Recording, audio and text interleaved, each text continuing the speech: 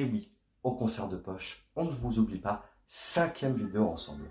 On passe à un autre compositeur, un compositeur que j'adore, très romantique, Brahms.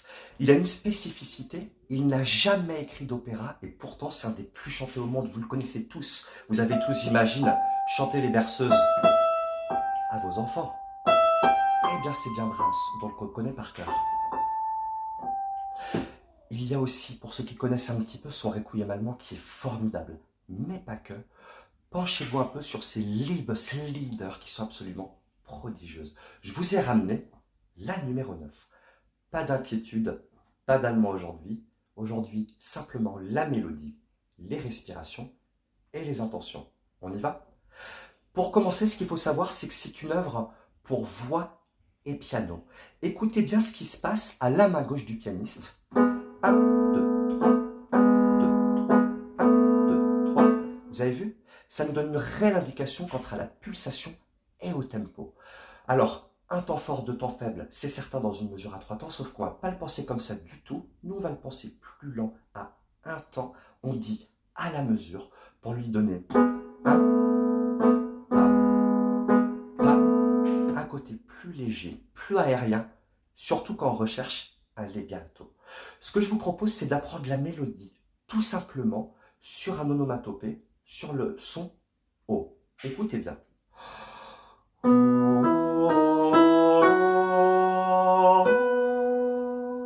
Vous avez vu? Un petit octave, super pour travailler la justesse. Vous pouvez aussi faire attention à cette carte-là, cet intervalle. Vous pouvez le travailler dans tous les sens pour chercher le bon placement et la bonne justesse. N'hésitez pas à mettre du masque. Évidemment, quand vous respirez, on va respirer sur une mesure.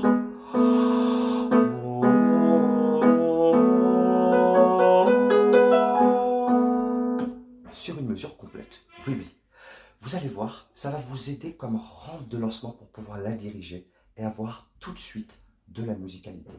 Évidemment, dans la respiration, on essaie de l'accrocher tout en haut et surtout de penser à sa note de départ. On essaye? On respire sur une mesure.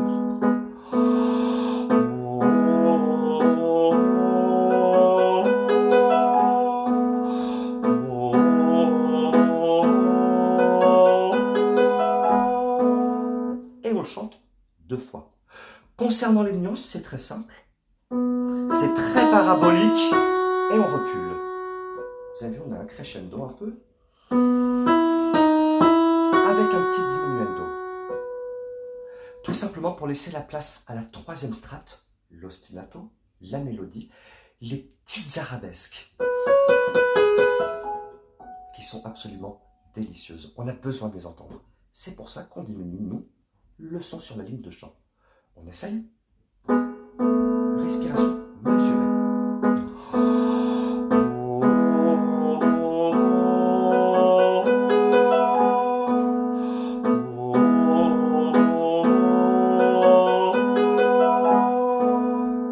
Très bien. Pour terminer l'apprentissage de cette mélodie, elle est très simple. Regardez bien, un petit arpège qui utilise toujours les notes principales liées à la tonalité de notre œuvre.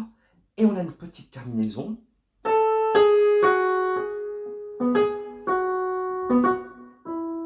Vous avez vu? Très joli et très facile à retenir. Ce petit arpège, toujours on va le diriger, une sorte de crescendo. Et c'est notre temps, on va prendre le temps, en profiter, comme si c'était la note la plus précieuse de ce petit motif, comme quelque chose qu'on peut mettre dans la poche.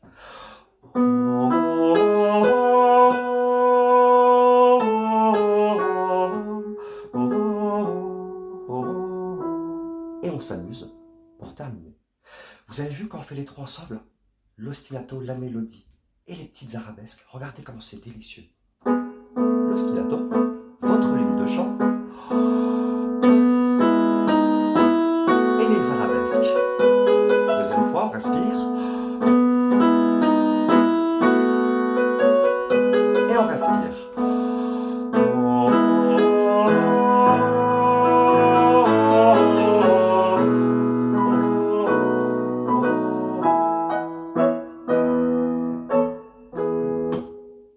maintenant que vous êtes des professionnels, on se fait un filage?